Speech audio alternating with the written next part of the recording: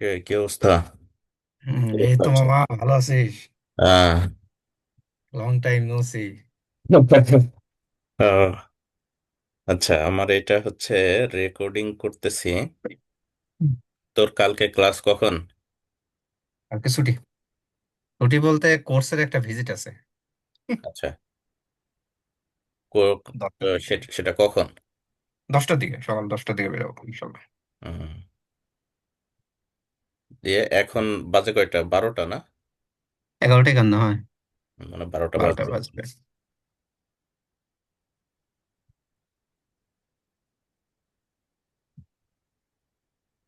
আচ্ছা, দেখি। একটু স্ক্রিন শেয়ারটা দিত, দেখি ই হয় না। দাঁড়া, তোকে তারা একটু ট্রায়াল ওইগুলো দিয়ে নিই। ওইগুলো ঠিক করার জন্যই আমি আসলে, তুই তুই কি শেয়ার করতে পারছিস না? মানে শেয়ার অপশন আসছে না? উম, দাঁড়া, আমি দেখতেছি। দেখা যায়। হ্যাঁ, হ্যাঁ, হ্যাঁ, আসছে। হুম, তাহলে ঠিক আছে, হ্যাঁ, করা যাবে। হুম, ঠিক আছে। কারণ ওইটা তোকেও করা আছে, তারপরও দাঁড়া, আমি এখানে হচ্ছে কো হোস্ট করে দিই।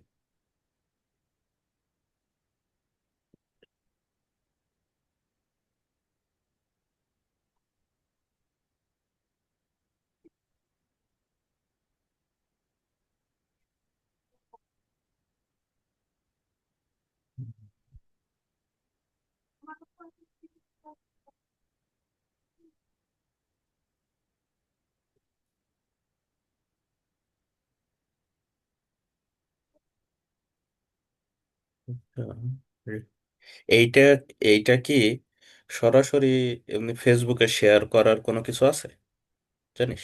উম সম্ভবত থাকার কথা, কিন্তু আমার জানা নাই বন্ধু। লাইভ যেটা যাবি সেটা। হ্যাঁ। বোধহয় করা যায় না সম্ভবত, জুম থেকে। করা গেলে হয়তো পেইড ভার্সনে করা যেতে পারে। তোরটা কি পেইড? হ্যাঁ, আমার তো আচ্ছা ভার্সন। আচ্ছা। আমার তো অফিসিয়াল ভার্সন হুম। জুমের। দাঁড়া, আর একটা দেখি তো, যে গ্রুপ থেকে লাইভের কোনো আছে কিনা, তাহলে দরকার হয়।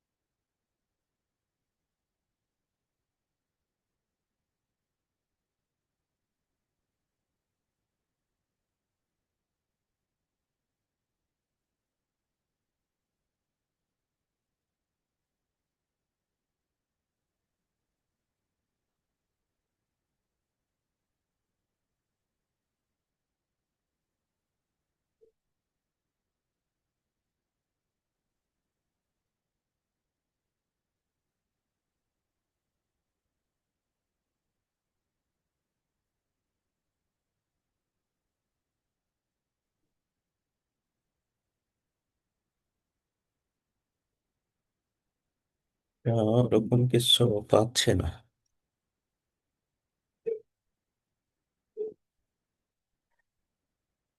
হুম।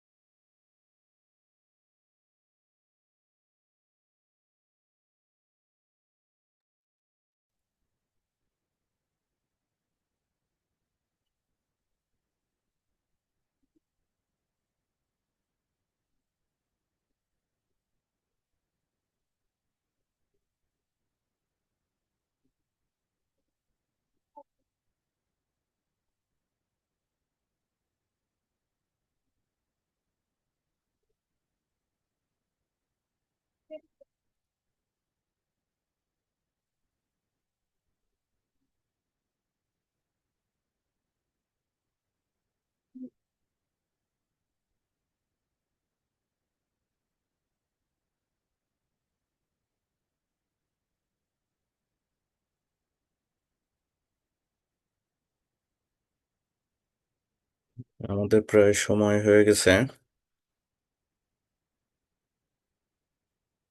আমরা 2-3 মিনিট দেখি, 5 মিনিট দেখি, সবাই জয়েন করো। হ্যাঁ, আর একটু।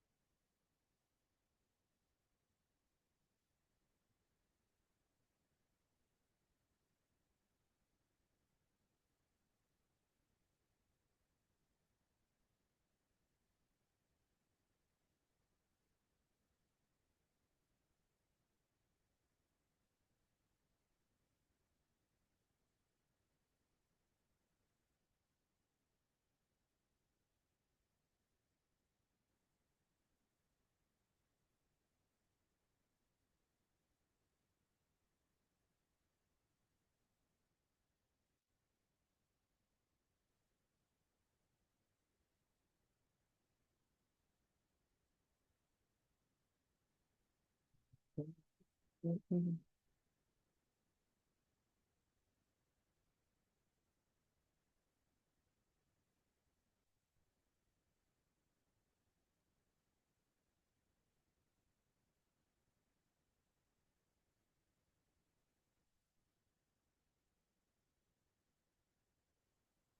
ওখানে রাতে খাওয়া দাওয়া কি করলি?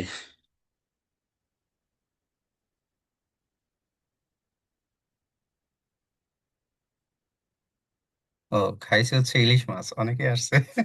আচ্ছা, ভালো খাওয়া দাওয়া হয়েছে তো তাহলে। ওই নিছিলাম, গত মাসে নিছিলাম। ওখানে কি তাজা পাওয়া যায় নাকি? এই কি তাজা বলবো, না, ফ্রোজেন, তাজা সব বলতে ফ্রোজেন। কি মানে ফ্রেশ পাওয়া যায় ফ্রোজেন নাকি? বাংলাদেশি থেকে কিছু আসে আর কি, ওই যে আচ্ছা ব্যবসায়ী আচ্ছা। গুলো ওনারাই করে ওনাদের কাছ। ওই যে মসজিদ আছে তো, হালাল ফুড হুম। নেয় আচ্ছা। ওখান থেকে নেওয়ার চেষ্টা করি। হুম, আমি তো সকালে তো জাপানি খাবার খেলাম। আমি অবশ্য এখনো ট্রাই করিনি এই সুশি। আমি একদিন ট্রাই করে নিছিলাম, বাট সুশি খাস নাই এখনো? না। তো তো জাপানি ভিসা ক্যান্সেল করে দেওয়া দরকার। ওই যে এখানে আর একটা পপুলার খাবার আছে ওনেগিরি, মানে ভাতের মধ্যে হুম। অল্প এই যে মাছ থাকে আর কি, অনেকটা কিউবিক শেপ, আচ্ছা। মানে। আর হচ্ছে যে সামুদ্রিক শৈবাল আছে না, ওইটা হ্যাঁ দিয়ে মোড়ানো থাকে আর কি। হ্যাঁ, ওটা তো সুশিই তো। ওটা সুশি না, সুশি আলাদা, বাট এটাকে ওনেগিরি বলে আর কি, মানে জাস্ট আচ্ছা। অনেকে লাঞ্চে দেখা যায় যে খাইলে পেট ভরে থাকে। আমি একদিন খাইতে নিছি হ্যাঁ, ওই মানে যে সামুদ্রিক বমি। যেটা ওই যে স্কুইডের হ্যাঁ হ্যাঁ যে হ্যাঁ হ্যাঁ। আস্তরণ দেওয়া থাকে আর কি।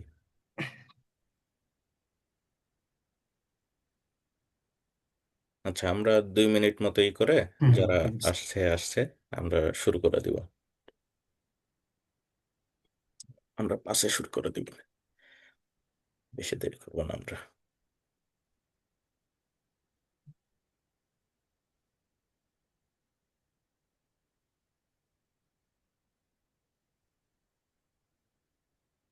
স্ক্রিন কি দেখা যায়, দেখ তো। হ্যাঁ হ্যাঁ, দেখা যাচ্ছে। আচ্ছা।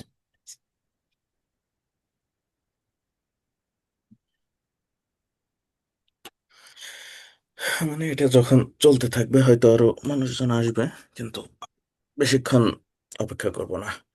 হুম হুম, 5-6 দিকে করলেই হয়। কতজন হুম। আসছে?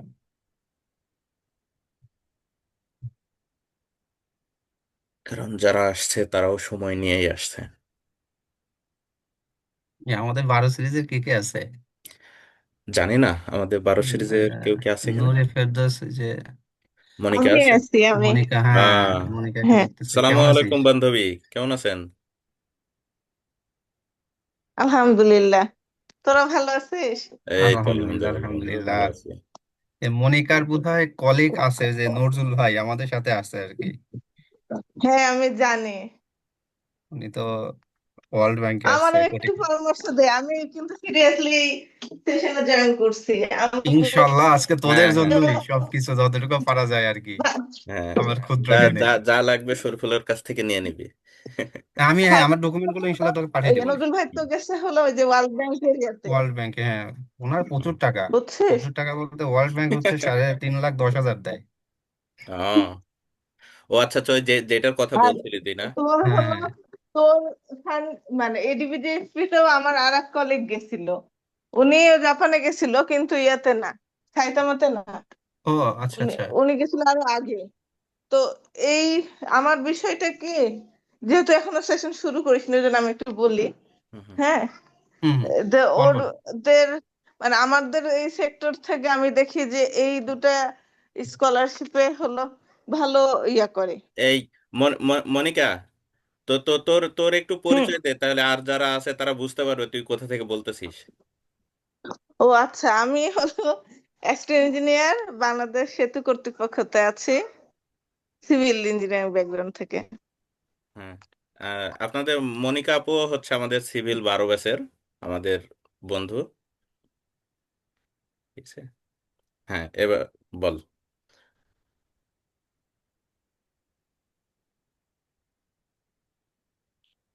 আচ্ছা, তাহলে আমরা কি শুরু করব, শরীফুল? দেখ নাকি ওয়েট করবে একটু, শুরু হ্যাঁ, করা যায় ইনশাল্লাহ। বাকি বাকি যারা আসছে আসতে থাকুক। আহ, আমরা শুরু করে দিই। আচ্ছা, আসসালামু আলাইকুম সবাই, সবাইকে অনেক ধন্যবাদ আপনাদের সময় ম্যানেজ করে আমাদের এই অনলাইন সেশনে জয়েন করার জন্য। প্রথমে বলে রাখি, আমাদের অনলাইন সেশনটা কিন্তু রেকর্ডিং হচ্ছে। আহ, তো আমি চেষ্টা করব রেকর্ডিংটা আমাদের গ্রুপে দিয়ে দেওয়ার বা অন্য কোনো প্ল্যাটফর্মে দেওয়ার। আহ, তো রেকর্ডিংয়ে যদি কারো আপত্তি থাকে তাহলে আহ, মানে কিছু করার আছে বলে আমার জানা নাই। তো ভিডিও, আপনারা যদি ভিডিও অন না করতে চান তাহলে আহ, না করতে পারেন আর কি, কোনো সমস্যা নাই। আর আমরা এই মানে আমাদের যে স্পিকার, তার পরিচয় দেওয়ার পরে তাকে আমরা কিছু সময়ের জন্য ফ্লো ছেড়ে দিব। সে জাপানের বিস্তারিত যতটুকু তার মনে হয় যে জানানো দরকার ততটুকু জানানোর চেষ্টা করবে, এবং আমরা সেশনের শেষে প্রশ্ন উত্তর পর্বে চলে যাব। তো আপনাদের যদি কোনো প্রশ্ন থাকে আপনারা চ্যাটে লিখতে পারেন। আমি চেষ্টা করব সেশনের পরে আমাদের স্পিকারকে জিজ্ঞেস করার, অথবা আপনারা নিজে থেকেও প্রশ্ন করতে পারেন। সে চেষ্টা করবে শেষে উত্তর দেওয়ার। তো আহ, আমার শরীফুল ইসলাম, এ হচ্ছে সিভিল 12 সিরিজের আমার বন্ধু। আমিও সিভিল 12 সিরিজের। এখন জাপানে পড়াশোনা করতেছে, মাস্টার্স করতেছে earthquake disaster prevention and mitigation engineering ডিপার্টমেন্টে। বা এটা কি সাবজেক্ট না ডিপার্টমেন্ট তোদের? এটা সিভিলেরই অন্তর্ভুক্ত, মানে সিভিল সিভিল হ্যাঁ। ইঞ্জিনিয়ারিং ডিপার্টমেন্টে এটা একটা স্পেশালাইজেশন এরিয়া আর কি। আর আছে বর্তমানে সয়তমা ইউনিভার্সিটিতে। এবং আমি বন্ধুকে আসলে আন্তরিকভাবে ধন্যবাদ এই জন্যে জানাচ্ছি যে আপনাদের জন্য কিছু কথা বলার জন্যে। এখন জাপানে বাজে রাত 12টা, মানে রাত 12টা বাজে তার। সকালে একটা সেশন আছে 10টার সময়। এটা হয়তো কম বেশি কিছু সময় লাগবে, তারপরও যে এই সময়টা ম্যানেজ করে আসলে আমাদের চিন্তা ভাবনা ছিল যে বাংলাদেশি আহ, বেশিরভাগ মানুষ যাতে যোগ দিতে পারে, এই জন্য চেষ্টা করছিলাম রাতের দিকে শুরু করার, যাতে করে অনেকের অফিস থাকতে পারে, অনেকের অন্যান্য কাজ থাকতে পারে দিনের বেলায়, যাতে 9টার সময় উম, খুব একটা সমস্যা না হয় এটা চিন্তা ভাবনা করে। এবং সেই সময়টা নির্ধারণ করতে যেয়ে দেখলাম যে জাপানে আসলে সময় হয়ে যাচ্ছে রাত 12টা। তারপরেও যে সে সময় দিছে এজন্য অসংখ্য ধন্যবাদ। তো আমি আর বেশি আহ, কথা বাড়াতে চাচ্ছি না। আহ, আমি ফ্লোর আমার বন্ধু শরীফুলের কাছে ছেড়ে দিব। সে আহ, তার প্রেজেন্টেশন শুরু করবে। সালাম আলাইকুম সবাইকে। আশা করি সবাই ভালো আছেন। আসলে নতুন করে পরিচয় দেওয়ার কিছু নাই, যদিও আমি অত্যন্ত একজন ক্ষুদ্র মানুষ। যেহেতু জাপানে আছি এখন, কারো যদি আমার দ্বারা একটু আলহামদুলিল্লাহ একটু উপকার হয়, আমি মনে করবো সেটা আমার জন্য বড় সার্থকতা। তো জাপানের আজকে মেইনলি কিভাবে আমি অ্যাপ্লাই করছি, কিভাবে কোন কোন স্কলারশিপ আছে, এটা নিয়ে একটু বিস্তারিত আলোচনা করব। তো আমি মোহাম্মদ শরীফুল ইসলাম, অলরেডি বলে দিছে আশিক। আমি 12 সিরিজের রুয়েটেড। এখন অনেকের মনে প্রশ্ন আসতে পারে, স্ক্রিন কি সবাই দেখতে পাচ্ছেন একটু? জি ভাই। আচ্ছা, ঠিক আছে, ওকে। এখন আসলে যখন জাপানের কথা অনেকে শোনে, তখন দেখা যায় যারা হায়ার স্টাডির জন্য প্ল্যান করতেছে বা অলরেডি প্ল্যান করে ফেলছে, জাপানের কথা শুনলে কেমন যেন একটু নাক নাক সিটকায় আর কি। যে জাপান বা জাপানে যাব, মানে এরকম কিন্তু অনেকটাই আছে। এখন কেন জাপান, প্রশ্ন আসতে পারে না? তো জাপানটা হচ্ছে আসলে কি দেখেন, ওয়ার্ল্ড ক্লাস এডুকেশন, যেখানে টপ ইউনিভার্সিটি ইঞ্জিনিয়ারিং এর মধ্যে দিচ্ছে। যেহেতু আমরা ইঞ্জিনিয়ারিং ব্যাকগ্রাউন্ডে, ইঞ্জিনিয়ারিং নিয়েই বেশি আলোচনা করা হবে। ক্যারিয়ার অপরচুনিটি আছে, ইনোভেশন হাব। দেখা যায় যে চাকরি শেষে আমরা এখানে অন্যান্য দেশের চেয়ে জাপানে কিন্তু পিআর পাওয়াটা অনেক ইজি। দেখা যায় যে 5 থেকে 6-7 বছরের মধ্যে অনেকে পিআর অ্যাপ্লাই করলে ইজিলি পেয়ে যাচ্ছে। আর দেখা যায় যে জাপানে এখন প্রায় 3 লাখের মতো ইন্টারন্যাশনাল স্টুডেন্ট আছে, ইনক্লুডিং বাংলাদেশ। তো তার মধ্যে দেখা যায় যে থার্টি আচ্ছা, পার্সেন্ট বন্ধু আমি তোকে একটু কাট ওকে, করতেছি, তুই এখানে থাক। আহ, আমি যারা শ্রোতা এখানে আছেন আমি তাদের উদ্দেশ্যে একটু বলি যে আমি যে অনলাইন সেশনগুলো আসলে করার চেষ্টা করছি, আপনারা যদি লিস্টটা দেখেন তাহলে দেখবেন যে বেশিরভাগই ইউরোপ, আমেরিকা, অস্ট্রেলিয়া, ওইগুলো আমি করার চেষ্টা করব, কিন্তু এইগুলোর বাইরে। এর কারণ হচ্ছে আমরা যারা সরাসরি ওই দেশগুলোতে আসলে অনেকেরই চিন্তা ভাবনা থাকে বা যাওয়ার ইচ্ছা থাকে, তো সরাসরি যারা যেতে পারে সেটা ভিন্ন কথা, কিন্তু বেশিরভাগই আসলে ছোট ছোট করে আমাদের প্রোফাইল তৈরি করতে হয়। আমার প্রোফাইলে আমি যে ডেসক্রিপশনটা দিছি আপনারা হয়তো দেখতে পাচ্ছেন যে আমি ইউএসএ তে পিএইচডি করতেছি, ইউএসএ তে চাকরি করতেছি, কিন্তু আমার ব্যাকগ্রাউন্ড সম্পর্কে কতজন জানেন আমি জানি না। আমি ওইটা একটু বলি, আমিও হচ্ছে 12 সিরিজের, আমি কিন্তু মাস্টার্স করছি প্রথমে চায়নাতে, তারপরে আমি ইরাসমাসে গেছি ইউরোপে, ইরাসমাস ছেড়ে দিয়ে আমি ইউএসএ তে আসছি। এবং এই যে আমি ইউরোপ এবং ইউএসএ তে আসছি, এর অন্যতম প্রধান কারণ হচ্ছে আমার মাস্টার্স চায়নাতে।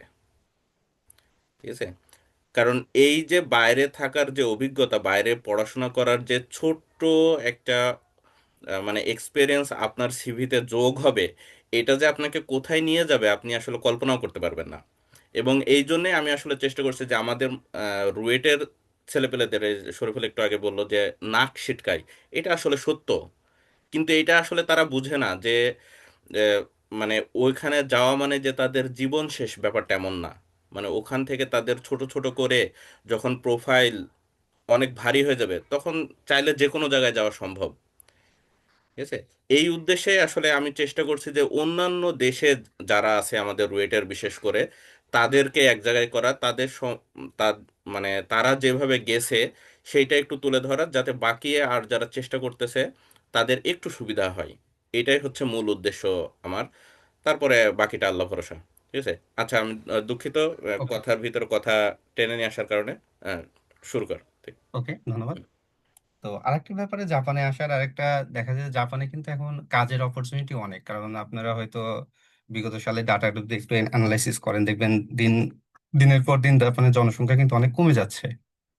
তো এটা কিন্তু একটা প্লাস পয়েন্ট, বিশেষ করে ইন্টারন্যাশনাল স্টুডেন্টদের জন্য। দেখা যায় যারা এখানে কাজ করার পড়াশোনা শেষে ইজিলি কাজে জয়েন করতে পারবে। আর আরেকটা ব্যাপার হচ্ছে, দেখেন, অন্যান্য দেশের স্কলারশিপ ঠিক আছে, সবই ভালো, কিন্তু এই যে একটা ইন্টারন্যাশনাল স্কলারশিপের মধ্যে এটা একটা সুবিধা কি, বিভিন্ন দেশের মানুষের সাথে একসাথে মেশা যায়। যেমন আমার কথাই যদি বলি, আমি যখন এপ্রিল সেশনে আছি, প্রায় 10টা দেশ থেকে 16 জন নিছে আমাদের। তো 10টা দেশের দেখেন আমরা কিন্তু কালচার সম্পর্কে এট এ টাইম জানতে পারতেছি। মানে এটা একটা, আমার কাছে মনে হয় যে খুব ভালো একটা অপরচুনিটি। তো জাপানের যে স্কলারশিপ গুলো আছে তার মধ্যে সবচেয়ে বেশি পপুলার যেটা আমরা নাম শুনে থাকি সেটা হচ্ছে মিক্সড স্কলারশিপ। এটা মাস্টার্স এবং পিএইচডি দুই জায়গাতেই দেয় আর কি জাপান গভর্নমেন্ট। তো এটাতে আসলে সুবিধা কি কি, তার আগে একটু আলোচনা করি। এটা হচ্ছে দুই ভাবে অ্যাপ্লাই করা যায়। একটা হচ্ছে প্রত্যেকটা দেশের এমবেসির মাধ্যমে, আর একটা হচ্ছে ইউনিভার্সিটি রিকমেন্ডেশনের মাধ্যমে। সবচেয়ে হ্যাসেল যেটা হয়, এমবেসির রিকমেন্ডেশন হ্যাসেল হয়। আর আমি এটা সাজেস্ট করি যারা নেক্সটে আসছে, মাস্টার্সে আমার কিছু ফ্রেন্ড আছে যারা, তারা সবচেয়ে যেটা আমাকে সাজেস্ট করছে যে ইউনিভার্সিটি রিকমেন্ডেশন হচ্ছে সবচেয়ে বেস্ট চয়েস। মানে এটা সরাসরি হয়তো আপনি প্রফেসরকে মেইল করলেন, অন্যান্য দেশের মতোই প্রফেসর আপনাকে সিলেক্ট করলো, দেন তার মাধ্যমেই নেক্সট স্কলারশিপ আপনার হয়ে গেল। তো নেক্সট স্কলারশিপের সুবিধা হচ্ছে প্রত্যেক মাসে এটা প্রায় 1.5 লাখ টাকার মতো দেয় বাংলাদেশি টাকায়। যদি এখন তো জাপান টাকা অনেক কমে যাচ্ছে, দেখা যায় যে মান্থলি জাপানের টাকায় বাংলাদেশি টাকা 1,40,000 মতো থাকে আর কি। তো মিক্সড স্কলারশিপের সুবিধা হচ্ছে যাওয়া আসার ভাড়াটা দিবে ফুল, যেটা ওয়েভার যেটা বললাম, আর প্রত্যেক মান্থলি একটা টাকা দিবে। এবং যদি এর মধ্যে আপনি যদি প্রফেসরকে ম্যানেজ করতে পারেন, সাধারণত টিএ বা আর এটাও আপনি নিতে পারেন। তো কিছুটা এজ লিমিট থাকে। ব্যাচেলার জন্য সর্বোচ্চ দেখা যায় যে 35, যাদের 35-এর মধ্যে আসছে তারা অ্যাপ্লাই করতে পারবে। আর মাস্টার্স পিএইচডি সম্ভবত 40 বছর। আর টোফেল বা আইএলটিএস এখন দেখা যায় যে একটা সময় যে আমার বন্ধু যেটা বললো, চায়নাতে কিন্তু অনেকটা ইজি ভাবে কিন্তু অনেকে গেছে, দেখা যায় যে বেশি দিন না, 5-6 বছর আগেও আইএলটিএস লাগতো না। কিন্তু এখন যদি একটু অ্যানালাইসিস করে দেখা যায় আইএলটিএস বেশ ভালো মাপের, 6.5 বা 7। আমি কি ভুল বললাম, আশিক? না, ভুল না। মানে এইরকম দেখা যায় যে 6.5 বা 7 থাকলে সে সিলেক্ট হচ্ছে। তো আইএলটিএস একটা বাইরে যাওয়ার হচ্ছে একটা প্রথম ধাপ। আর অনেকে দেখা যায় যে মই দিয়েও কিন্তু আবেদন করা যায়, জাপানের বিভিন্ন ভার্সিটি মইও অ্যাকসেপ্ট করে, যেমন আমাদের রুয়েট থেকে যে জিনিসটা দেয়, মিডিয়া অফ ইনস্ট্রাকশন, সেটা দিয়ে অনেকে অ্যাপ্লাই করে এবং অ্যাপ্লাই করলে অ্যাকসেপ্ট করে তারা। আর কখন আবেদন করব দেখেন, এটা সাধারণত মে থেকে জুন মাসে শুরু হয়, সেকশন অক্টোবর থেকে নভেম্বর। আর 1 বছর প্রসেসিং হতে লাগে সাধারণত। দেখা যায় যে হয়তো আপনি সামনের বছর এপ্রিলে আসবেন, এই বছরের আহ মে থেকে জুনে তারা সার্কুলার সার্ভে, অক্টোবর নভেম্বরে আপনি ফাইনাল একটা মেইল পাবেন, দেন সামনের বছর এপ্রিলে ঢুকতে পারবেন। এবং এটা ভাইস ভার্সা, এখন যদি যেটা এপ্রিল সেশন হয় সামনের বছর সেটা নভেম্বরে, মানে বছরে দুইটা নাই তো, দুইভাবে আবেদন করা যায়। এখন হচ্ছে যেটা আমি আসছি এডিবি জাপান স্কলারশিপ, এটা অনেকেই জানে না, মানে হয়তো জানলেও আসলে ফোকাস করে না। যেমন আমি যেটাতে আসছি সেটা হচ্ছে কুয়েটের একটা ভাইয়ের মাধ্যমে, আহ, যেখানে আমি চাকরি করতাম প্রথম। তার রেফারেন্সেই বলা চলে, রেফারেন্স বলতে সে আমাকে প্রথম বলে যে এরকম আছে, সে অলরেডি আসছে, যে এই বছর চলে যাবে, যে তুমি চাইলে অ্যাপ্লাই করতে পারো। তো এডিবি জাপান স্কলারশিপ দেখা যায় যে এর মধ্যে 25টা ইউনিভার্সিটি আছে, তার মধ্যে হচ্ছে জাপানে 15টা, আর এশিয়া প্যাসিফিক যেগুলো প্যাসিফিক ইসে ওখানে হচ্ছে আপনার 10টা। জাপানের 25টার মধ্যে 15টা ভার্সিটি আছে, টোকিও ভার্সিটি, সাইতামা ভার্সিটি, বিভিন্ন ভার্সিটি আছে। এখন এডিবি একটা হচ্ছে মেইন রিকোয়ারমেন্ট, আমি হচ্ছে হলুদ দাগ দিয়ে একটু করে নিছি, যেখানে জব এক্সপিরিয়েন্সটা লাগে, সেটা প্রাইভেট হোক পাবলিক হোক, মানে মিনিমাম 2 বছর প্লাস। মানে এটা হচ্ছে ওদের মেইন ক্রাইটেরিয়া। আপনার অন্যান্য জিনিস থাকলে ভালো, কিন্তু ওরা মেইন যে ফোকাসটা করে সেটা হচ্ছে আপনার জবের উপর মেইন ফোকাস করে। আপনার যদি 2 বছর প্লাস এক্সপিরিয়েন্স থাকে জবের, তাহলে আপনি সেটা অ্যাপ্লাই করতে পারবেন আর কি। এটা হচ্ছে মিনিমাম ক্রাইটেরিয়া। এজের একটা ক্রাইটেরিয়া আছে 35 বছর সব জায়গায়, যেটা আছে এসওপি, মই দিয়ে অ্যাপ্লাই করা যায়, ওয়ার্ক এক্সপিরিয়েন্স লাগবে। আর এডিবি হচ্ছে মিক্সড এর চেয়ে আর একটা বেশি সুবিধা হচ্ছে, এডিবি হচ্ছে যাতায়াত ভাড়া তো দিবে, প্রত্যেক মাসে একটা টাকা দিবে। এর বাদেও এডিবি হচ্ছে দেখা যায় যে বছরে আপনার রিসার্চ পারপাসে প্রায় 2,32,000 টাকা দিবে। তার মানে 2 বছরে আপনার 4 লাখ, প্রায় 4.5 লাখ টাকা দিবে। এটা হচ্ছে অ্যাডিশনাল, যেটা নেক্সটে নাই। এডিবির এই একটা সুবিধা আছে। কমই।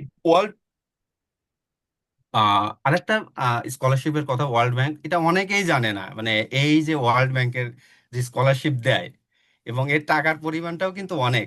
যেখানে এডিবি মেক্স যেখানে 1.5 লাখ টাকা দিচ্ছে, কিন্তু ওয়ার্ল্ড ব্যাংক সেখানে প্রত্যেক মাসে 3 লাখ টাকা দিচ্ছে। এটাও ওই একই রকম এডিবির মতো ক্রাইটেরিয়া, ওয়ার্ক এক্সপিরিয়েন্স থাকতে হবে। সাধারণত সিজিপিএ দেখা যায় যে এভাবে বলে যে 3 প্লাস হলে, অনেকে দেখা যায়, আমার যে একটা পরিচিত ভাই আছে 2.98 মেবি, সে অ্যাপ্লাই করছে, জব এক্সপিরিয়েন্স আছে, সে অলরেডি সিলেক্ট হয়ে গেছে। আর সাধারণত এডিবি, ওয়ার্ল্ড ব্যাংক, নেক্সট বাদেও জাপানের কিছু নিজস্ব স্কলারশিপ আছে। আমরা অনেকে জাইকার কথা জানি, জাইকা আছে, জাসো আছে, কিছু ইউনিভার্সিটি বেসিস কিছু স্কলারশিপ আছে। মানে সেখানে দেখা যায় যে একটু সার্চ বা একটু আপনার গুগল করলেই পেয়ে যাবেন যে কোন ভার্সিটি, আপনি যে ভার্সিটি, টোকিও ভার্সিটির কথা যদি বলি, বা সাইতামার কথা যদি বলি, বা হোক্কাইডো ইউনিভার্সিটির কথা যদি বলি, জাস্ট একটু ওদের ইউনিভার্সিটিতে যে একটু সার্চ দিবেন যে জাইকার জন্য কোনো প্রজেক্ট আছে কিনা, জাসর কিছু প্রজেক্ট আছে কিনা।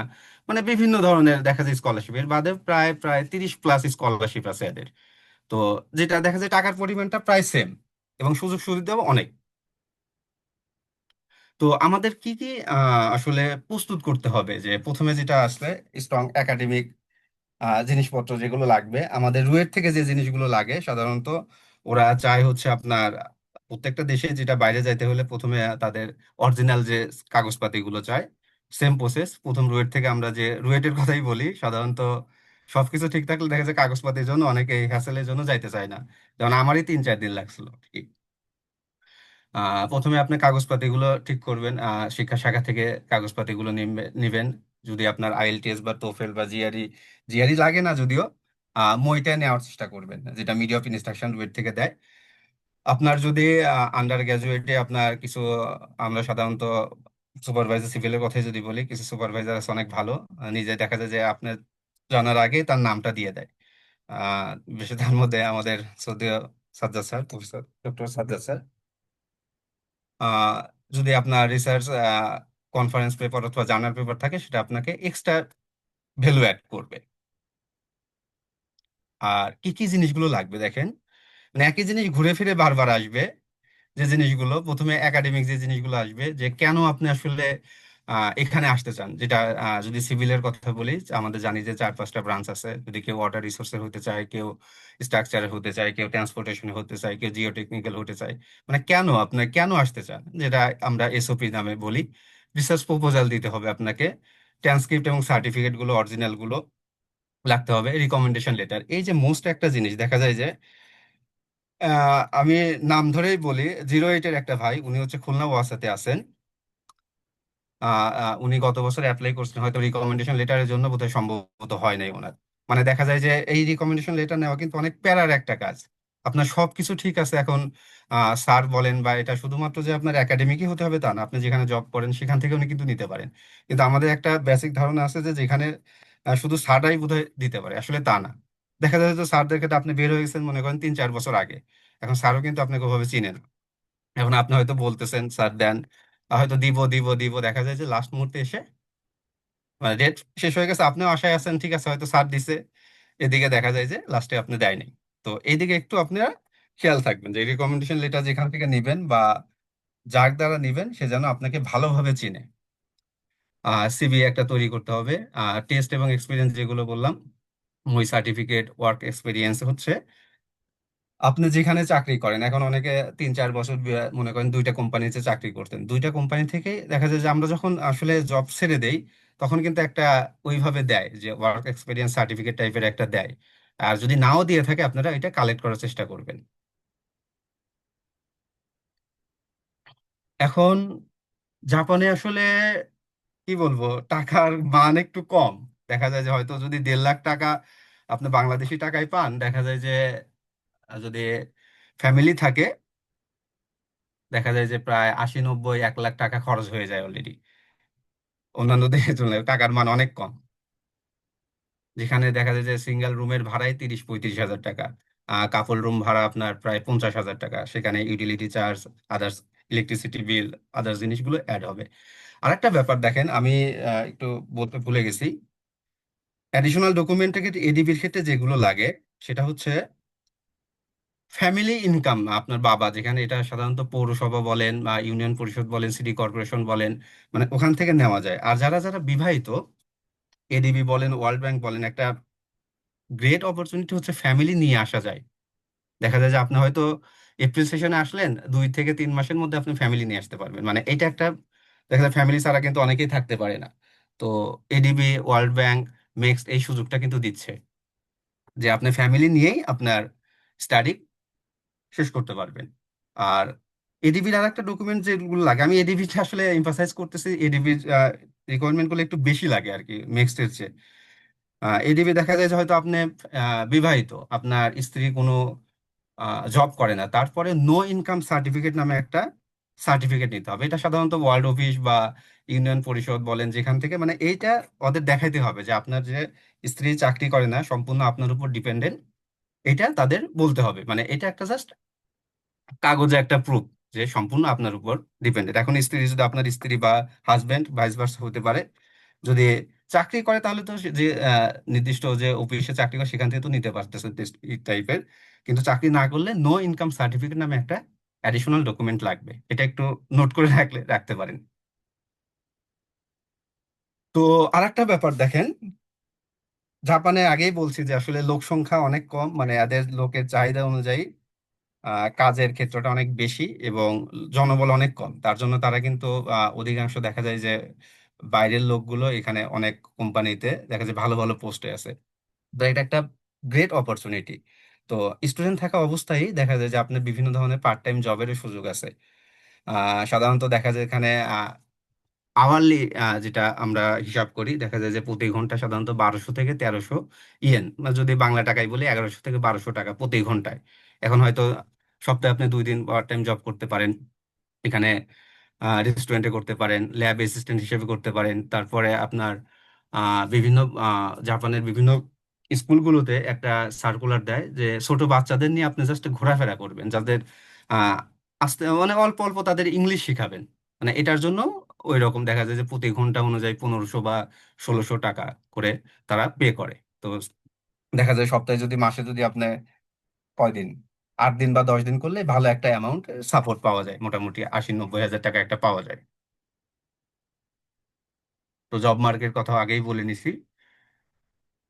এখন আসতেছে দেখেন top engineering university of Japan, বিশেষ করে যেহেতু আমি সিভিলটাকেই আসলে এমফাসাইজ করছি। টোকিও ইউনিভার্সিটি যেটা আছে সেটা তো number one university, focus on civil structure and seismic engineering.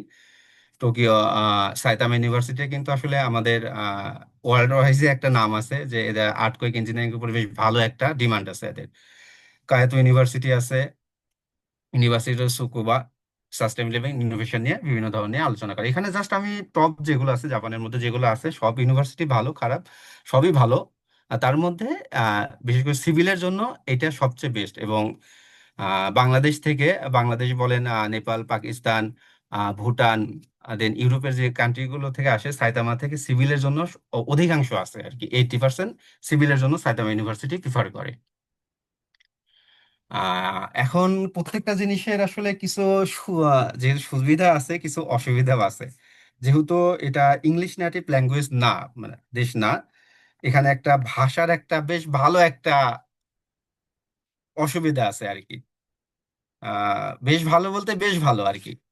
এখন অনেকে মনে করে যে ভাষার জন্য যাব না, কিন্তু আসলে অতটা কঠিন না। এখন যেগুলো আছে এখন জাপানে যে বিশেষ করে আমাদের এই যে যে ছেলে মেয়েগুলো আছে তারা ইংলিশের উপরও জোর দিচ্ছে। বিশেষ করে তাদের ভাষা সহ ইংলিশের উপর জোর দেয়। এখন কমিউনিকেশনটা অনেক ইজি হয়ে গেছে। একটা সময় দেখা যায় 5-6 বছর আগে বা 10 বছর আগে দেখা যায় যে ভাষাটা বেশ জটিল ছিল।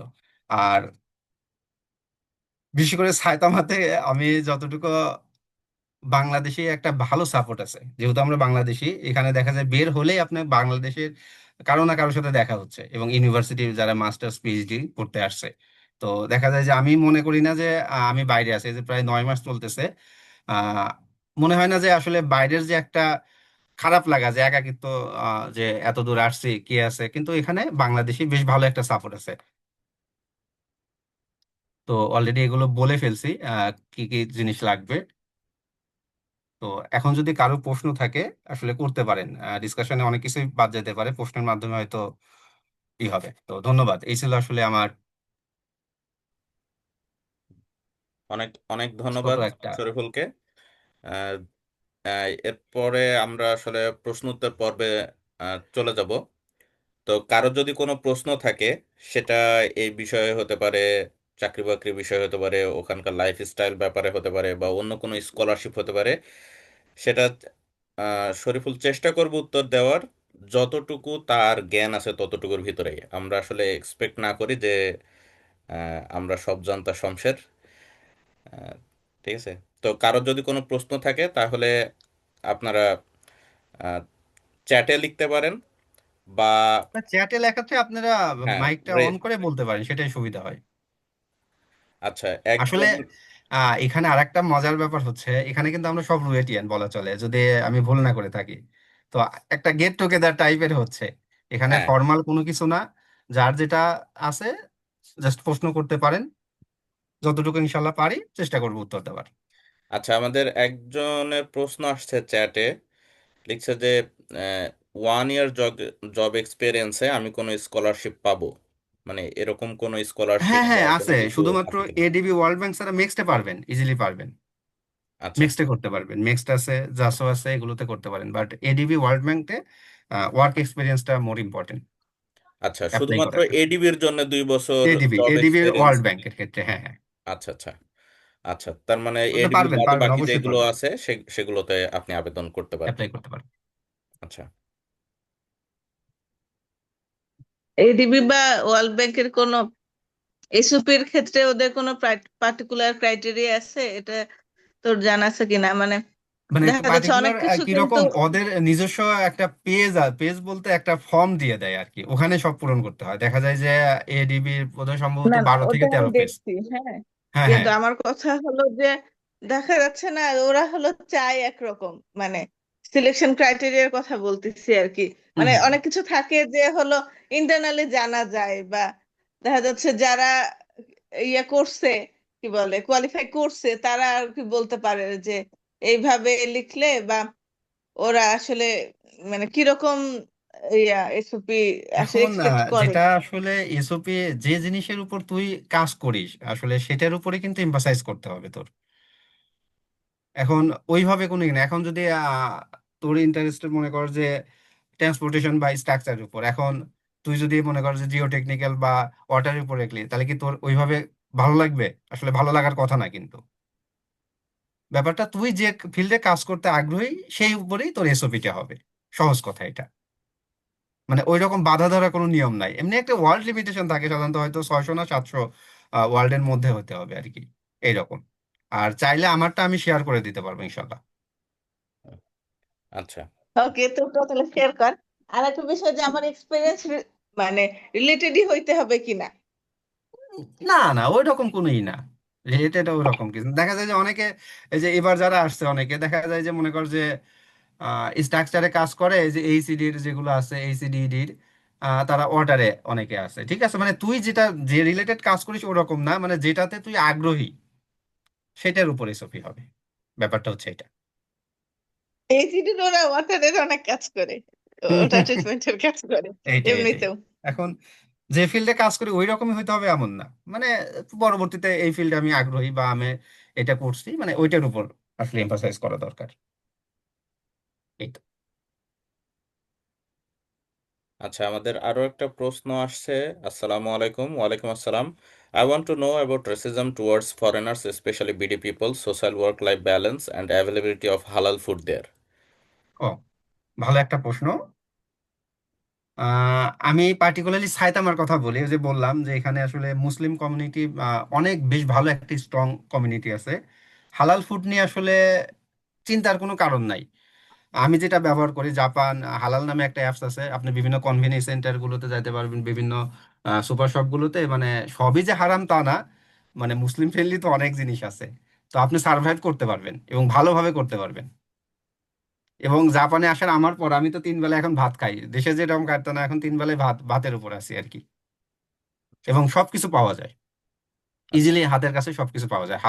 হালাল আইটেম গুলো সব পাওয়া যায়। হুম। আরো দুইটা এক্সটেনশন ছিল প্রশ্নের, যে ওখানে বল। রেসিজমের ব্যাপারটা আর হচ্ছে। এটা হচ্ছে আসলে ম্যান টু ম্যান ভ্যারি করে। বিশেষ করে আমি যেটা, আমার চোখে যেটা দেখা, জাপানিরা কিন্তু বিশেষ করে ইউরোপিয়ান বল আমেরিকানদের তোলা তোলা করে রাখে, এটা দেখেই বোঝা যায় আর কি। ঠিক আছে, কিন্তু আমাদের তো একটু গাইজিন যেটা বলে ওদের ভাষায়, একটু বাঁকা চোখে তাকাবে, এটা তো স্বাভাবিক। মানে অতটা আসলে ইফেক্ট পড়ে না। সহজ কথায় যদি বলি, অতটা ইফেক্ট পড়ে না। মানে ওইটা নিয়ে ওয়ারিড হওয়ার কোনো দরকার নেই। আচ্ছা, আরেকটা ইয়ে ছিল হচ্ছে ওয়ার্ক লাইফ ব্যালেন্স এনভায়রনমেন্ট। জাপানে এটা রোবট, মানে আসলে বিশেষ করে পার্ট টাইম জবের ক্ষেত্রে যেটা বলি আছে, সেটা রিল্যাক্সে করা যায়। কিন্তু আসলে যারা গ্রাজুয়েশন শেষ করে মাস্টার্স বা পিএইচডি শেষ করে মেইন ওয়ার্কে ঢোকে, তখন তাদের ক্ষেত্রে আসলে, বিশেষ করে আমরা যারা আসলে, আমরা তো ফ্লেক্সিবল, তো দেখা যায় যে ওইটার সাথে কোপ আপ হইতে পারি না। মানে একদম মানে স্ট্রিক, মানে স্ট্রিক আর কি। মানে ওয়ার্কের কোনো লিমিটেশন নাই, সহজ কথায় যদি বলা যায়। হুম।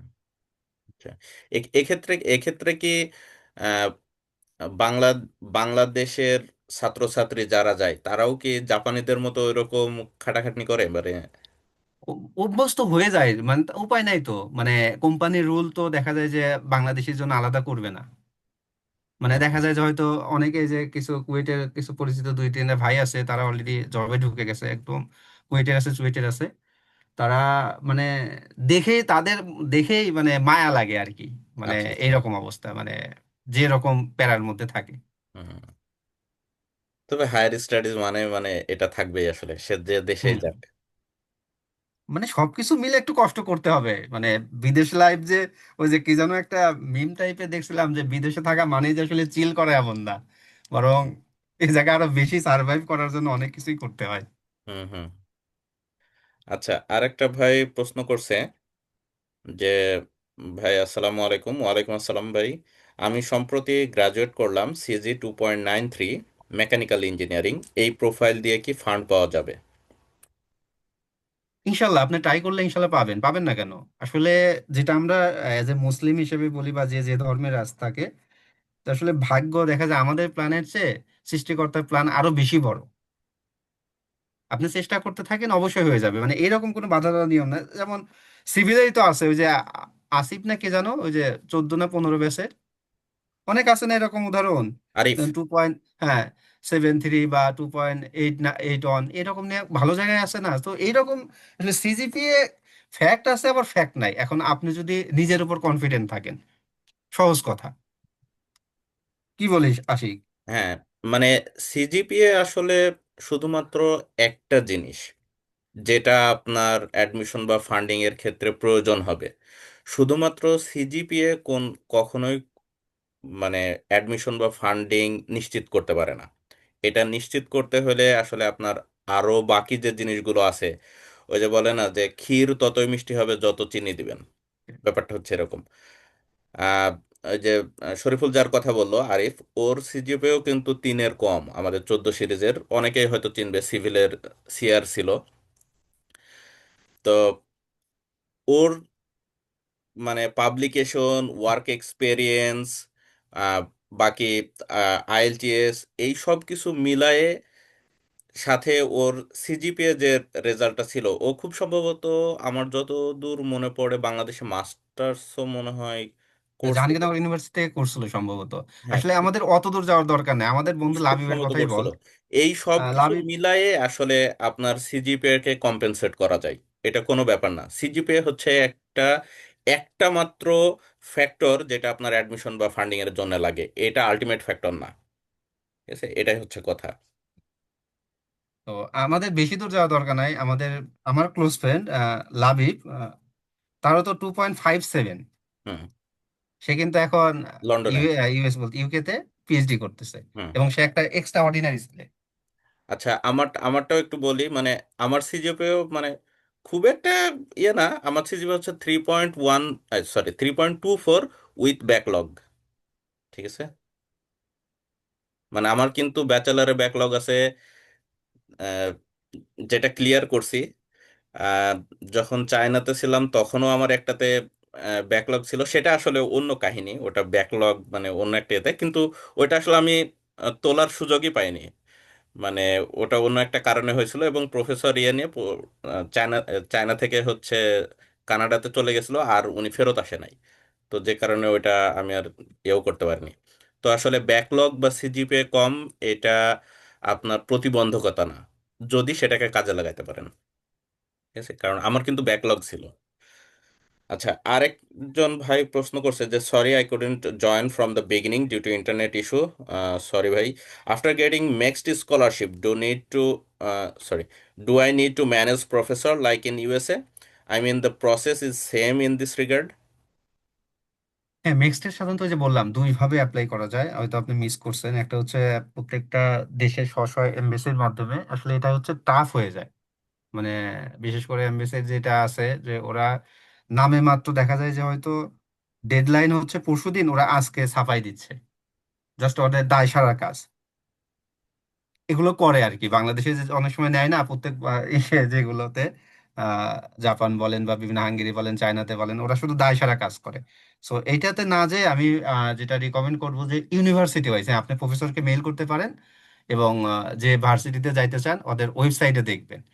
দেন প্রফেসর আপনাকে হয়তো ইন্টারভিউ নিবে, তারপরে প্রফেসরের মাধ্যমে আপনি মেক্স পেয়ে যাবেন।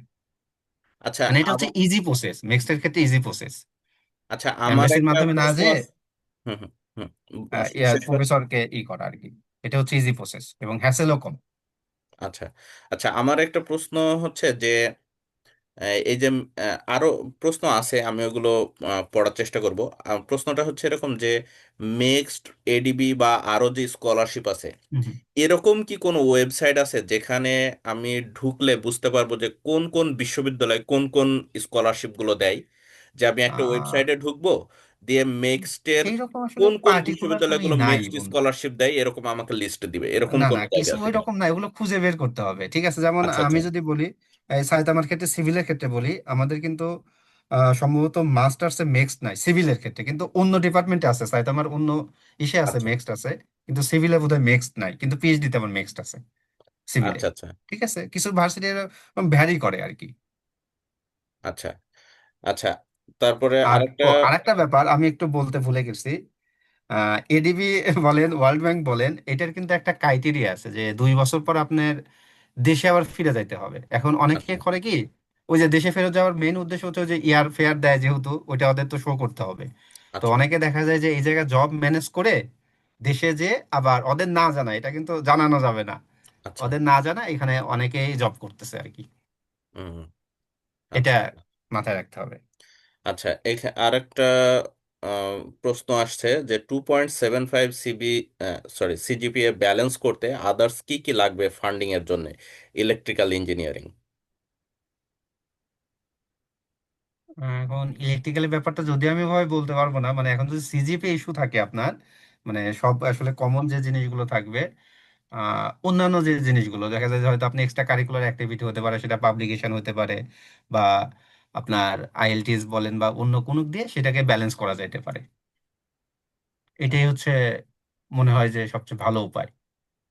কিন্তু সিজিপিএ যেটা একটু আগে বলা হয়েছে যে বারবার অনেকে হয়তো এই জিনিসগুলো লিখবে যে সিজিপিএ কম, আমার কি আসলে হবে, বা সিজিপিএ আসলে কোনোই না, আপনার উপর যদি আত্মবিশ্বাস থাকে, দেখা যায় যে অনেকে কম সিজিপিএ নিয়েও, এটা নিয়ে একটু আগে কথা হয়েছে, দেখা যায় ভালো ভালো জায়গায় আছে। সো এটা আমি মনে করি না যে আসলে ব্যারিয়ার হইতে পারে আপনার সিজিপিএ কম। মানে সিজিপিএটা আসলে ওই যে আমরা ব্যাচে মানে রুয়েটে থাকতে যারা ক্লাবিং করে, ক্লাবিং গুলো তো ক্লাবিং এর বাইরে দেখা যায় যে কেউ পড়াশোনা করে সিজিপিএ ভালো করে বা কারো খারাপ হয়ে যায়।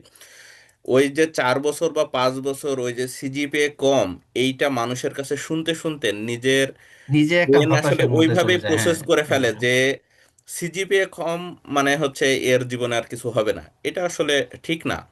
আপনার সিজিপিএ কম এটা অবশ্যই একটা মানে খারাপ representation of yourself, but that does not mean everything, তাই না? এখন ওই সিজিপিএটা কমটাকে আপনি কিভাবে কম্পেনসেট করার জন্য আপনি চেষ্টা করতেছেন, সেটাই আসলে সবাই দেখবে। যে আপনি হতে পারে কোনো একটা চাকরিতে জয়েন করলেন, চাকরিতে আপনি কি কি প্রজেক্ট করছেন, প্রজেক্টে আপনার রেসপন্সিবিলিটি কি। আপনি যখন এসওপি লিখবেন, সেটা যে দেশের জন্যই হোক, মানুষ আপনার স্টোরি পড়বে যে আপনার সিজিপিএ কম, কিন্তু এই সিজিপিএ কমটাকে আপনি নিজেকে ডেভেলপ করার জন্য কি কি করছেন। কি যদি করা আপনার হয়েছে, সিজিপিএ কম শুধুমাত্র এইটা নিয়ে আমরা যদি বসে থাকি, রিপ্লেস করে থাকে, হ্যাঁ। তাহলে আসলে সম্ভব না। এখন সিজিপিএ কম, আপনি হয়তো আইএলটিএস এ ভালো আহ, করার চেষ্টা করলেন, ভালো রেজাল্ট আসলো, বা অনেকে জিআরইও দিতে পারে বা টোফেল দিতে পারে, বা যেটা তার জন্য সুবিধা হয়, বা ওয়ার্ক এক্সপিরিয়েন্স হলো, হয়তো ছোটখাটো কোনো প্রজেক্টে কাজ করে কনফারেন্স পেপার করার চেষ্টা করলো। এই সব কিছু মিলায়ে যখন আপনি একটা প্রোফাইল দাঁড় করাবেন, তখন দেখবেন যে সিজিপিটা খুবই নগণ্য হয়ে গেছে সেখানে। ঠিক আছে? মানে আপনি রিসেন্ট কি করতেছেন সেইগুলো, সেটাকে কম্পেনসেট করার জন্য এটার উপরে যদি জোর দেন, তাহলে সিজিপি দেখবেন যে আপনার সিভি থেকে একদিন হারাই যাবে, ওটা আর খুঁজেই পাওয়া যাবে না। ঠিক আছে? এখন যদি আমরা চিন্তা ভাবনা করি যে এরকম আমি গ্রাজুয়েট করলাম, আমার সিজিপিএ 2.75 বা 3-এর কম, আমার কাছে এইটা ছাড়া আর কিছু নেই, তাহলে সমস্যা। আপনার যেহেতু ওইটা কম, ওইটাকে আহ, লুকানোর জন্য আপনাকে আরেকটু সময় দিতে হবে। যেমন আমি যদি আমারটা একটু অ্যাড করি, আহ, আমাদের এই যে মনিকা আছে, বা খুব সম্ভবত বৃষ্টিও লাইনে থাকতে পারে, বা শরীফুল আছে, এরা সবাই কিন্তু পাশ করছে 2017 সালের ডিসেম্বরে। যেহেতু আমার ব্যাকলগ ছিল, আমি পাশ করছি 18 ফেব্রুয়ারিতে। আমি 18 ফেব্রুয়ারি থেকে 18 ডিসেম্বর পর্যন্ত কোনো চাকরিতে জয়েন না করে শুধুমাত্র রুয়েটের মাস্টার্সে ভর্তি হয়েছিলাম। এই কারণে, কারণ ওই যে শরীফুল একটা স্যারের কথা বললো, আমাদের সিভিলের সাজ্জাদ স্যার। তো আমি স্যারের সঙ্গে পরামর্শ করছিলাম যে স্যার, আমার চিন্তা ভাবনা এরকম যে আমি বাইরে যাওয়ার চিন্তা ভাবনা আছে, তো আমি আসলে কি করব। তো আমি তো কনফারেন্স পেপার এখান উম, মানে যদি করতে চাই, তাহলে আমাকে কি করতে হবে। তো স্যার আমাকে একটা খুব ভালো পরামর্শ দিছিলেন যে দুইটা উপায় আছে রুয়েট থেকে কাজ করার। এক হচ্ছে তুমি সার্টিফিকেট তুলবা না, সার্টিফিকেট না তুললে তুমি ব্যাচেলারের ওই স্টুডেন্টশিপের আন্ডারেই তুমি ল্যাব ব্যবহার করতে পারবা। আর আরেকটা হচ্ছে তুমি সার্টিফিকেট তুলে ফেলো, মাস্টার্সে ভর্তি হয়ে যাও, মাস্টার্স স্টুডেন্ট হিসেবে তুমি ল্যাব ব্যবহার করতে পারবা। তো আমি সার্টিফিকেট তুলে ফেলছিলাম এই চিন্তা ভাবনা করে যে হঠাৎ করে যদি কোনো আমার সুযোগ আসে, তাহলে আমি যেন মিস না করি, এই জন্য আমি ব্যাচেলারের সার্টিফিকেটটা তুলছিলাম। এবং মাস্টার্সে ভর্তি হয়েছিলাম ওই যে ফেব্রুয়ারি থেকে ডিসেম্বর মাস পর্যন্ত শুধু ওই স্যারের সঙ্গে কাজ করছিলাম।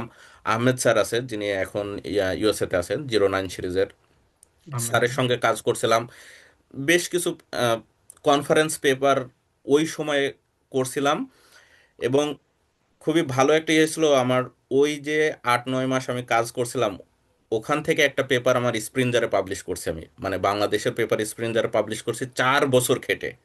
ঠিক আছে, মানে 18 সালে কাজ করে 22 সালে পেপারটা পাবলিশ করতে পারছি। মানে এটা আসলে একদিনে হয় না, যেটা যেটা বলার উদ্দেশ্য আসলে একদিনে হয় না, আপনি সময় কতটুকু দিচ্ছেন, অল্প অল্প করে আপনার প্রোফাইল আপনাকে গড়তে হবে। এরপরে ওই ডিসেম্বর মাসের পরে আমাদের আরেক বন্ধুর সাহায্যে আমি একটা চাকরি পাই। মানে আহ, সেটা আমাদের রাকিব নাম আমার বন্ধুটার।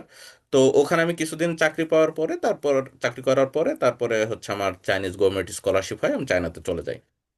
তো এই যে ছোট ছোট করে আপনি আপনার প্রোফাইল দাঁড় করাবেন, এইটা আসলে বেশি গুরুত্বপূর্ণ, যে আপনি আপনার যেটা টার্গেট সেটা পাওয়ার জন্য আগায় যাচ্ছেন কিনা। ঠিক আছে। আচ্ছা, আরো কিছু প্রশ্ন আছে, আমি বেশি কথা বলে ফেললাম। যে আসসালামু আলাইকুম, আরেকটা আই এম ব্যাপার ফ্রম। আমি একটু অ্যাড করি, যেটা হ্যাঁ, হ্যাঁ, আসলে আমরা প্রত্যেকটা জিনিস আসলে অনেক তাড়াতাড়ি পেতে চাই, যেটা হ্যাঁ, মেইন উদ্দেশ্য। দেখা যায় গভর্নমেন্ট সরকারি চাকরি বলেন বা এই যে বাইরে যাওয়ার প্রসেস, এটা কিন্তু আসলে আপনি আজকে যে প্ল্যান করলেন কালকেই যে হবে তা না, এটার জন্য আসলে সময় দিতে হবে। হুম, অনেক সময় দেখা যায় যে ডিপ্রেশন চলে আসবে, কিন্তু আপনি যদি আপনার লক্ষ্যে যদি স্থির থাকেন, ইনশাল্লাহ দেখবেন কোনো না কোনো সময়, যা হয়তো একটু দেরি হলেও আপনি আপনার লক্ষ্যে পৌঁছাতে পারবেন। হুম, সঠিক। হ্যাঁ। আচ্ছা, প্রশ্ন আসছে হচ্ছে আসসালামু আলাইকুম। ওয়ালাইকুম আসসালাম, I am from Tripoli 19 series, I have a good CGPA. আপু, এটা একটা আপু প্রশ্ন করছে। আপু সিজিপিএ হচ্ছে 3.9 plus and a conference paper, which scholarship should I target? আপনি নেক্সটের জন্য ট্রাই করতে পারেন, যেহেতু আপনার যদি কাজের অভিজ্ঞতা 2 বছর প্লাস পায়, তাহলে সেক্ষেত্রে বলবো যে ওয়ার্ল্ড ব্যাংকটা করেন। অনেকেই যেটা জানে না, ওয়ার্ল্ড ব্যাংক, ঠিক আছে, আমি এখন সবাইকে বলবো যে ওয়ার্ল্ড ব্যাংকে এক করেন। কারণ ওয়ার্ল্ড ব্যাংকে টাকার পরিমাণ বেশি, সহজ কথা। বাইরে আসার উদ্দেশ্য যে আমার পড়াশোনার পাশাপাশি কিছুদিন আমি সেভিংস করতে পারি, আল্লাহর রহমতে, উদ্দেশ্য কিন্তু এইটাই। তো ওয়ার্ল্ড ব্যাংকে আপনি অ্যাপ্লাই করতে পারেন। আচ্ছা, আরো প্রশ্ন আসছে। আর কিছু বলবি না? পরের প্রশ্ন যাব। পরের ও, প্রশ্ন হচ্ছে আসসালামু ইউনিভার্সিটি আলাইকুম। লেকচারও যেটা বলতেছি দেখেন, যেটা আমি অলরেডি পড়ে ফেলছি, এটাই বোধহয় বলতে চাচ্ছিস। এই যে দেখেন, যারা ইন্টারন্যাশনাল স্টুডেন্ট আসতেছে, অবভিয়াসলি ইংলিশ, ঠিক আছে, এবং যেগুলো বলেন চাইনিজ বলেন বা জাপানিজ যে প্রফেসর গুলো আসে, যারা ক্লাসগুলো নেয়, তাদের ইংলিশ মানে কি বলবো, দুর্দান্ত, সহজ কথায়। তারা যে ইন্টারন্যাশনাল স্টুডেন্ট নিচ্ছে, অবশ্যই তাদের কোয়ালিফিকেশন আছে বলেই তো নিচ্ছে। তো সবগুলো হচ্ছে ইংলিশে, এটা নিয়ে আসলে ভয় পাওয়ার কারণ নেই যে তাদের নিজস্ব ল্যাঙ্গুয়েজ কিনা, তা না। মানে এগুলো যেহেতু ইন্টারন্যাশনাল প্রোগ্রাম, তারা সেই অনুযায়ী তাদের কারিকুলাম তৈরি করছে, সবগুলো ইংলিশে। আচ্ছা, আচ্ছা, আমাদের আরেকটা প্রশ্ন আছে। আসসালামু আলাইকুম। ওয়ালাইকুম আসসালাম, how important are extracurricular activities and research background? এটা নিয়ে অলরেডি বলা হয়েছে, তারপরেও আবার এই করতেছি। অবশ্যই কোনো কিছু কিন্তু আসলে ফেলে দেওয়ার মতো না। দেখেন, আপনি যদি রুয়েটের বিভিন্ন কালচারাল বলেন বা বিভিন্ন জব ফোরামের সাথে যদি যুক্ত থাকেন, অবশ্যই সেটা আপনার সিভিতে অবশ্যই এক্সট্রা অ্যাড ভ্যালু করবে। এটা আসলে বলার অপেক্ষা রাখে না।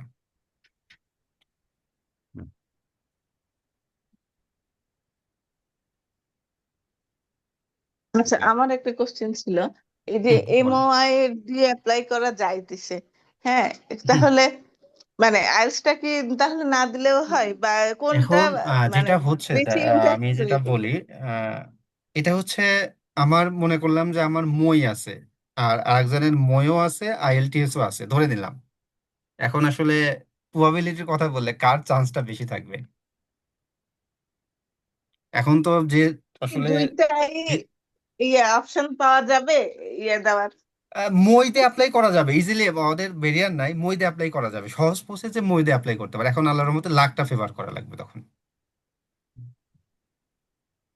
মইতে আরেকটা অ্যাপ্লাই আরেকটা করা যায়। ক্ষেত্রে আমি একটা পরামর্শ দিই, যদি আহ, অনেকেই জিজ্ঞেস করে যে দুইটাই আছে কারো কারো ক্ষেত্রে। হুম, হুম। তো সেক্ষেত্রে আমি যেটা বলি যে যদি পিডিএফ জমা দেওয়ার সুযোগ থাকে তাহলে দুইটাই মার্জ করে একটা পিডিএফ মার্চ করে, জমা হ্যাঁ দিবে। হ্যাঁ, ওইটাই তো, হ্যাঁ, মার্চ করে অ্যাড করে দেওয়া সব। ঠিক আছে? সেক্ষেত্রে তার দুইটা সার্টিফিকেটই ওই পোর্টালে জমা গেল, এরকম করতে পারে।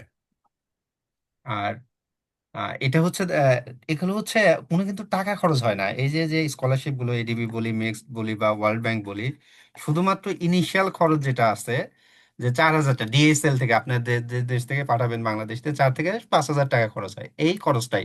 এবং এই টাকাটাও কিন্তু ওরা পরে দিয়ে দিবে যখন আপনি সিলেক্টেড হবেন। পরবর্তীতে আপনার এখানে এসে যে আদার্স ডকুমেন্ট যে কাজগুলো হয়, প্রায় 20,000 টাকার মতো সেটা দিয়ে দেয়।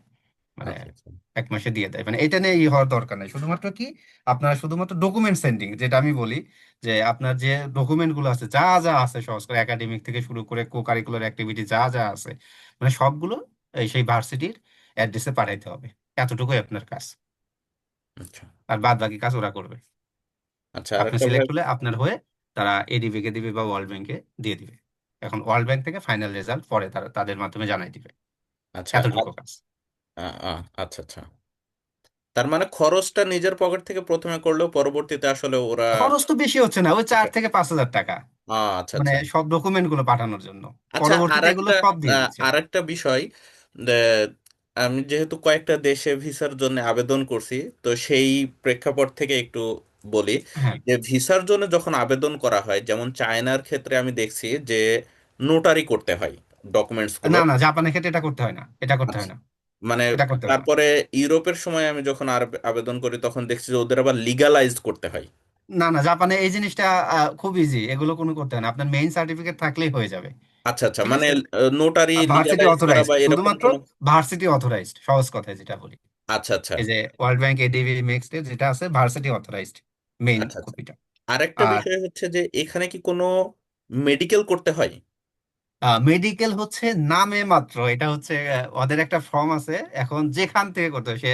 আমি আমার উপজেলা থেকে করছিলাম, বিশেষ করে আমার চাচাতো বোন হচ্ছে ফিজিশিয়ান, ঠিক আছে। হুম। তাকে বলে দিছিলাম, শুধু দেখে আমি শুধু ব্লাড স্যাম্পল দিছিলাম আর সবকিছু ওই করে দিছিল, সহজ কথায় আচ্ছা যেটা, আচ্ছা। ঠিক আছে।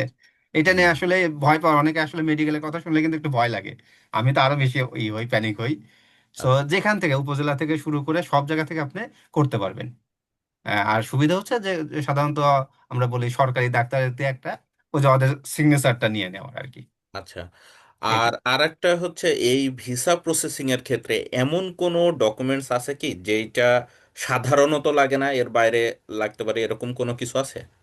মানে কি রকম, মানে কোন ডকুমেন্ট হতে পারে সেটা? মানে এই যে যেমন বললাম যে অনেক দেশ, এই যে চায়নাতে যেমন নোটারি করা লাগে বা লিগালাইজ করতে হয়, বা না, অন্য এগুলো যেমন জাপানের হচ্ছে ক্ষেত্রে যেটা আছে আরেক আরেক কিছুই লাগে না, এগুলো কোনো আচ্ছা, হ্যাসেল নেই। মানে আমি শেষ করি, সেটা হচ্ছে যেমন তোর ইউরোপে আর একটা জিনিসও, মানে এটা সব দেশে না, আবার ইউরোপের হচ্ছে হুম এক হুম একটা দেশে আবার এক এক রকম নিয়ম।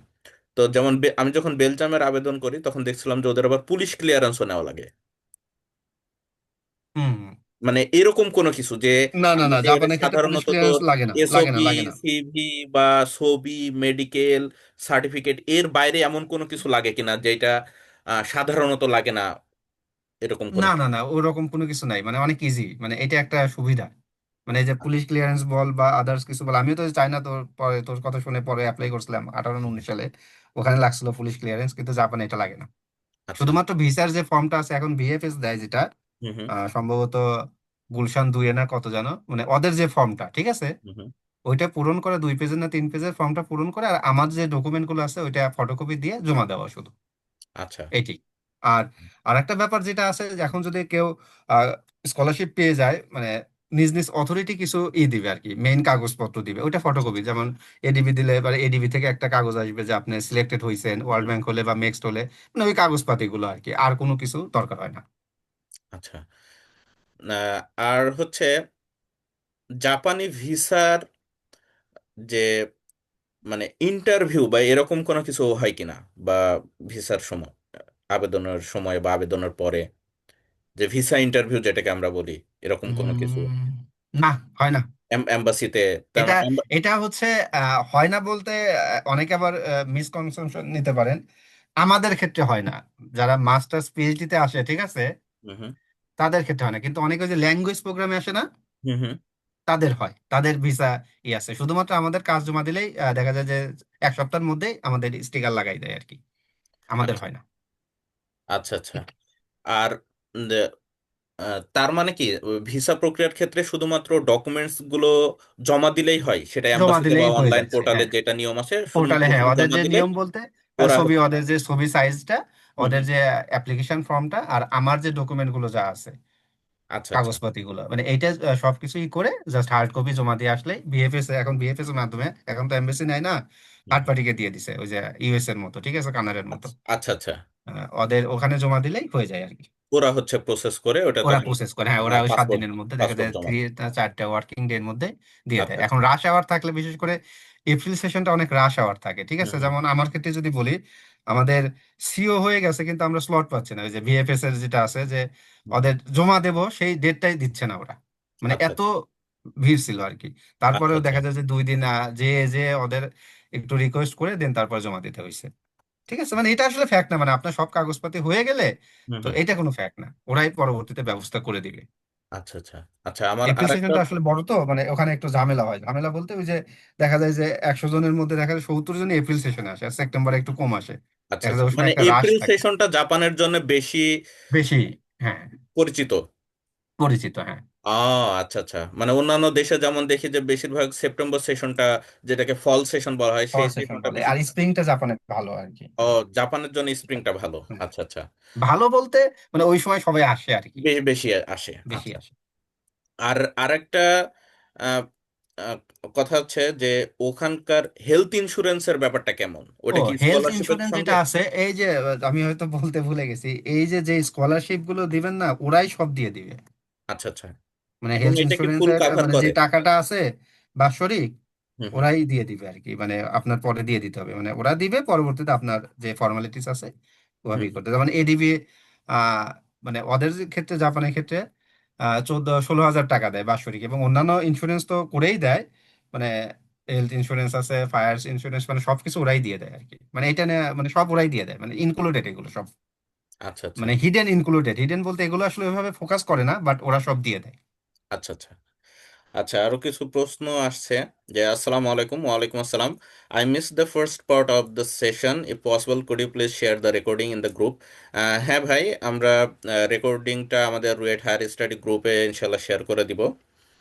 আহ, ভাই আদাব, মিটিং এর রেকর্ডিংটা দিলে ভালো হয়। হ্যাঁ ভাই, আমরা ইনশাল্লাহ মিটিং এর রেকর্ডিংটা ও, গ্রুপে দিয়ে দিব। আর একটা যে বলছে, একটা আপু বলছে, ফারহানা কবির আপু সম্ভবত, আপু ফারজানা কবির। ফিনান্সিয়াল রিকোয়ারমেন্ট, আসলে কোনো ফিনান্সিয়াল রিকোয়ারমেন্ট লাগে না, ঠিক আছে, যে আমার এত টাকা ব্যাংক স্টেটমেন্ট দিতে হবে, আদার্স দিতে হবে, এগুলো কিছুই লাগে না, শুধুমাত্র ওই যে বললাম যে জাস্ট একটা কাগজের মতো, যে আমার বাবার বাৎসরিক ইনকাম কত হতে পারে, সেটা 5 লাখ টাকা হতে পারে, 6 লাখ টাকা হতে পারে, সেটা 2 লাখ টাকা, ঠিক আছে, জাস্ট ইউনিয়ন পরিষদ থেকে বা পৌরসভা থেকে জাস্ট একটা কাগজ নেওয়া আর কি, আর ব্যাংক স্টেটমেন্ট দেখানো বা আদার্স এগুলো কিছুই লাগে না, সহজ কথা। মানে এটা কি শুধুমাত্র স্কলারশিপ যারা পায় তাদের জন্য? তাদের ক্ষেত্রে, হ্যাঁ হ্যাঁ, মানে আমরা তো আচ্ছা কথা বলতেছি আমাদের লেভেলের নিয়ে, ঠিক আছে, আচ্ছা আচ্ছা মাস্টার্স পিএইচডি নিয়ে নিয়ে, ঠিক আছে, আচ্ছা মানে আচ্ছা। আমাদের লাগে না আর কি, সহজ কথা। আচ্ছা, আরো একটা প্রশ্ন আছে যে how much initial money do I need including air ticket or others? Air ticket তো দিয়ে দিবে ওরা, মানে জাস্ট ওরাই সবকিছু বলবে, হয়তো ইনিশিয়ালি আমার খরচ করতে হচ্ছে, দেন এডিবি হচ্ছে দেখা যায় যে আমি খরচ করে দিয়ে এখানে আসার পর পাইছি, মানে যে টাকা অ্যাকচুয়াল টাকা, বাংলা টাকা এখানে যে টাকা হয় সেইভাবে দিয়ে দিছে, আর নেক্সট বোধহয় কেটেই দেয়, টিকিটটা কেটেই দেয়, আচ্ছা, মানে এয়ার টিকিটটা। এয়ার টিকিটটা কেটেই দেয়, হ্যাঁ। আচ্ছা আচ্ছা। আর এডিবির ক্ষেত্রে তোকে নিজেকে কাটতে হয়েছিল, নিজে ওটা কেটে কি ওরা তারপর রিয়াম্বার্স ওদের করে যে দিছে? ডকুমেন্টটা জমা দিয়ে তারপরে ওরা ব্যাক দেয়, টাকা দেয়। ওরা রিয়াম্বার্স করে দিছে, হ্যাঁ, আচ্ছা। হ্যাঁ, আর ব্যাক দেয়। বলছে যে ওখানে শুরুতে যদি কেউ যায় তাহলে তার কি পরিমাণ টাকা নিয়ে যাওয়া উচিত?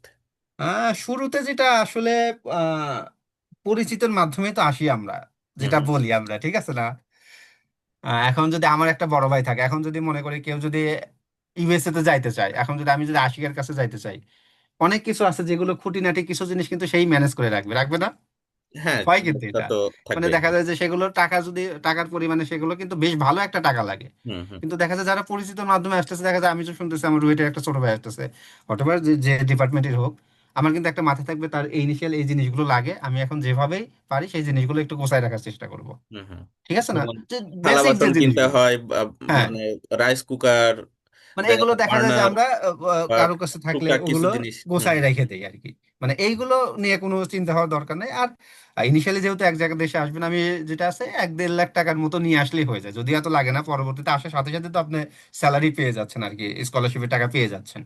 আচ্ছা তো আচ্ছা হুম।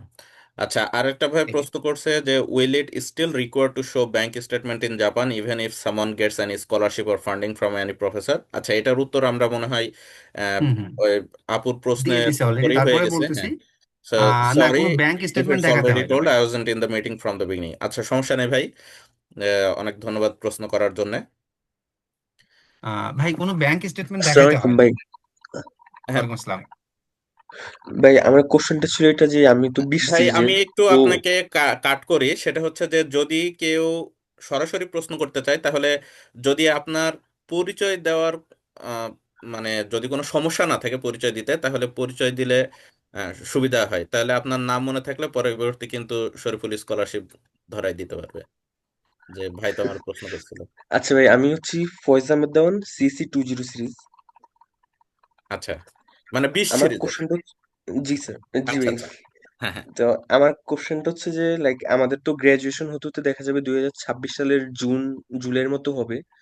তো স্কলারশিপের ডেডলাইনটা হচ্ছে আমাদের এপ্রিল মে জুন এইরকম সময়। তো সেক্ষেত্রে আমি যখন অ্যাপ্লিকেশন করব, আমার মেইন তো সার্টিফিকেট গুলো, আমার ফাইনাল সেমিস্টার যেহেতু রেজাল্ট হয়নি, তো আমার তো মেইন সার্টিফিকেটটা আমি তুলতে পারবো না। তো সেক্ষেত্রে আমার সার্টিফিকেট গুলো আমি কিভাবে ম্যানেজ করতে পারি, বা কি ধরনের সার্টিফিকেট, আমার প্রভিশনাল সার্টিফিকেট বা এরকম কি হতে পারে অ্যাকচুয়ালি, কি কি দরকার হতে পারে আমার যেহেতু ফাইনাল সেমিস্টার রেজাল্টটা থাকবে না আর কি, এটা জানতে চাচ্ছিলাম। এখন প্রফেশনাল সার্টিফিকেট দিয়ে অ্যাপ্লাই করা যায়, কিন্তু ওরা মেইন সার্টিফিকেট দেখতে চায় এবং দেখবে, এটা সহজ কথা, দেখবে। ঠিক আছে, রুয়েট থেকে নেওয়া যায় তো এখন তো, যতদূর দেখি যে কমন রুমে দেখি ইজিলি তো দিয়ে দিচ্ছে, ওরকম হ্যাসেল তো করে না বোধহয়। ঠিক আছে, ভাইয়া মানে অ্যাকচুয়ালি আমাদের ভাই বের হতে হতে দেখা যাবে জুন জুলাই হতে পারে।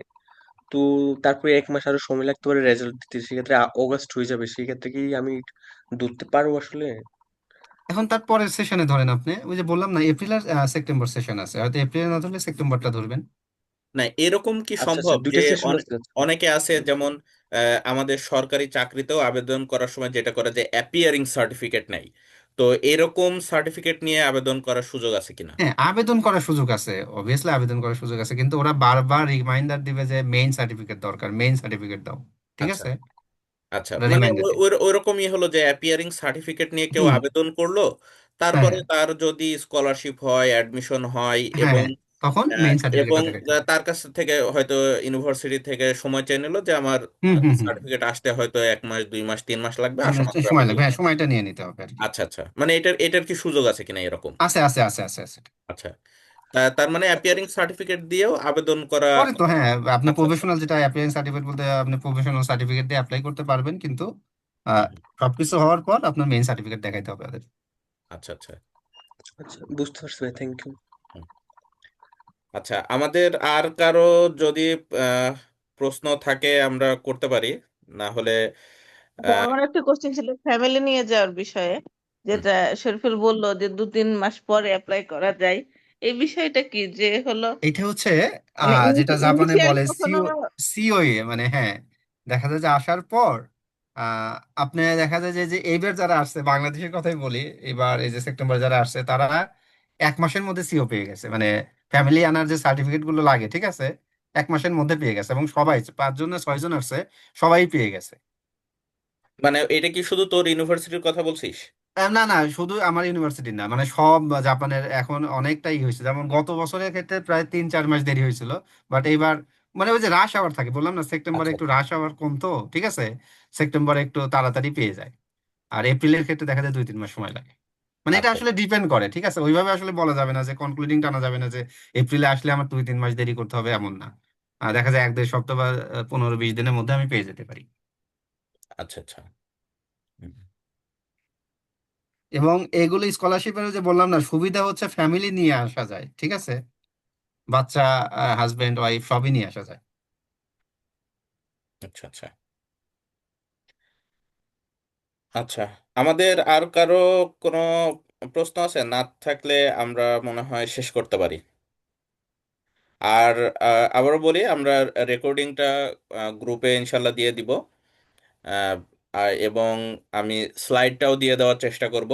যদি কেউ মিস করে থাকেন, তাহলে ভিডিও রেকর্ডিং বা স্লাইডটা আপনারা দেখতে পারেন। এর পরবর্তীতেও যদি কোনো প্রশ্ন থাকে, তাহলে উম, আশা করব শরীফুলের সঙ্গে ফেসবুকে যোগাযোগ করবেন এবং সে উত্তর দেওয়ার চেষ্টা করবে তার সময় মাফিক। ঠিক আছে, কারণ আমি চাই যেটা আসলে সাইতামার কথা বলি বা টোকিও ইউনিভার্সিটি বলতে ইয়াহাকোমা ইউনিভার্সিটির কথা বলি, মানে আমি চাই যে রুয়েটের ছেলে পেলে আসুক, কারণ এখানে কুয়েট আর চুয়েটের বেশ ভালো একটা সিন্ডিকেট আছে। ঠিক হুম, আছে, মানে বেশ ভালো বলতে অনেক, কুয়েটের অনেকগুলো। এইবার কুয়েটের এখন বোধহয় সবচেয়ে রানিং এখন সাইতামাতে আছে প্রায় 8 জন প্লাস। রুয়েটের আমি আর হচ্ছে অঞ্জিরা একটা ভাই আসছে এবার অটো ডেভেলপমেন্ট বোর্ডের, আচ্ছা, মানে 2 জন মাত্র। হুম, চুয়েটেরও দেখা যায় 6-7 জন। ঠিক আছে, তো আমি চাই যে আমার ছোট ভাই বা বড় ভাই বোন গুলো আসুক। হুম, হুম। আচ্ছা, তো তোর ফেসবুক এটা মনে হয় দিতে পারিস, বা তোর ইমেইল অ্যাড্রেসটা দিতে পারিস যদি আচ্ছা, কেউ। আমার ইমেল অ্যাড্রেসটা আমি লিখে দিচ্ছি, আমি এফবি অন করে দিচ্ছি। ইমেইলের থেকেও যদি হায়ার স্টাডি গ্রুপে, রুয়েট হায়ার স্টাডি গ্রুপে আপনারা থেকে থাকেন, তাহলে দেখবেন যে আমার পোস্টে সাধারণত শরীফুলকে ট্যাগ করা আছে, ওখান থেকে আপনারা ফেসবুক আইডিটা পেতে পারেন। এটা আমার মেইল আইডি, মেইলে হ্যাঁ, যার কোনো দরকার হলে ইনশাল্লাহ হ্যাঁ, করতে পারে। এই ইমেল করতে পারেন। আর আরেকটা আপনাদের পরামর্শ দিব এই ক্ষেত্রে, তাহলে হয় কি যে যে কথা বলবে তার কথা বলতে সুবিধা হয়। যে আপনারা যখনই আসলে শরীফুলের সঙ্গে হোক বা কারোর সঙ্গে কথা বলার চেষ্টা করবেন, একেবারে যদি প্রথম কথা হয় তাহলে চেষ্টা করবেন যে একটা ছোট প্যারাগ্রাফে আপনার পুরো জিজ্ঞাসাটা মোটামুটি বলে দিতে। তাহলে হয় কি আরেকজনের কথা বলতে সুবিধা হয়। দেখা গেল যে আপনাকে চেনার দরকার নেই, মানে এমন না যে আপনাকে তার সঙ্গে ঘনিষ্ঠ হইতে হবে আগে, তারপরে আপনাকে উত্তর দিবে, ব্যাপারটা এমন না। ওই যে রুয়েট যদি নাম থাকে না, আমাদের একটা স্যার ছিল, স্যারকে হয়তো আপনারও চেনার কথা, নাম হচ্ছে ইকবাল মতিন। হ্যাঁ, তো স্যার একটা কথা বলতো যে রুয়েট হচ্ছে আমাদের মা। হ্যাঁ, তো এই যেখানে যাবো এই রুয়েট এই মার কথা মনে থাকবে।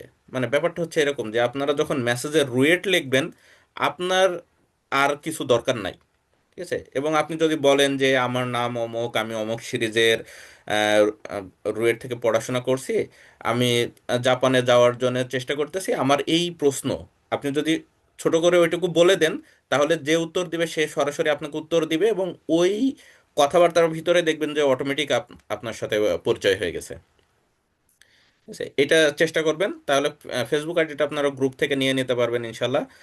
আর অনেক ধন্যবাদ আপনাদের সময় দিয়ে সেশনটা দেখার জন্য। আচ্ছা, আরেকটা চ্যাট দেখতেছি। ও আচ্ছা, এটা শরীফুলের ইমেল অ্যাড্রেস। হ্যাঁ, তো ইমেল অ্যাড্রেসটা আপনারা এখান থেকে নিয়ে নিতে পারেন, ওর সঙ্গে ইমেলে যোগাযোগ করতে পারেন বা ফেসবুকে যোগাযোগ করতে পারেন। আহ, বা যেটা আপনাদের সুবিধা হয়, যদি কোনো পার্সোনালি কেউ যদি পরিচিত হয়ে থাকেন হোয়াটসঅ্যাপে যোগাযোগ করতে পারেন, যেটা আপনাদের জন্য সুবিধা হয়। তো অনেক ধন্যবাদ, আশা করি আপনাদের আগামী যাত্রা শুভ হবে। এই বলে মনে হয় আমরা শেষ করতে পারি। আমাদের যে অনেক সময় হয়ে গেছে, এবং ওর ওখানে প্রায় রাত 1টা বাজে। প্রায় না, মানে সোয়া 1টা বাজে রাত। তো এটা আসলে অনেক রাত। অনেক ধন্যবাদ বন্ধু তোকে যে এত রাতে আমাদের কিছু তথ্য শেয়ার করার জন্য। আসলে জাপানের বিষয়ে আমি একেবারে জানতাম না বলতে গেলেই চলে। তো আমিও কিছুটা জানছি, যদি কেউ জিজ্ঞেস করে এখন মানুষকে জ্ঞান দিতে পারবো। ঠিক আছে, তো অনেক ধন্যবাদ। তো আমরা এই বলে শেষ করতেছি। আমরা ভিডিও এবং স্লাইডটা শেয়ার করে দিব ইনশাল্লাহ, আপনারা সেখান থেকেও দেখে নিতে পারেন। তো ধন্যবাদ সবাইকে। আল্লাহ হাফেজ, ভালো আল্লাহ থাকবেন, হাফেজ। সুস্থ থাকবেন। আসসালামু আলাইকুম সবাইকে। আবার পরবর্তীতে দেখা হবে ইনশাল্লাহ। আসসালামু আলাইকুম।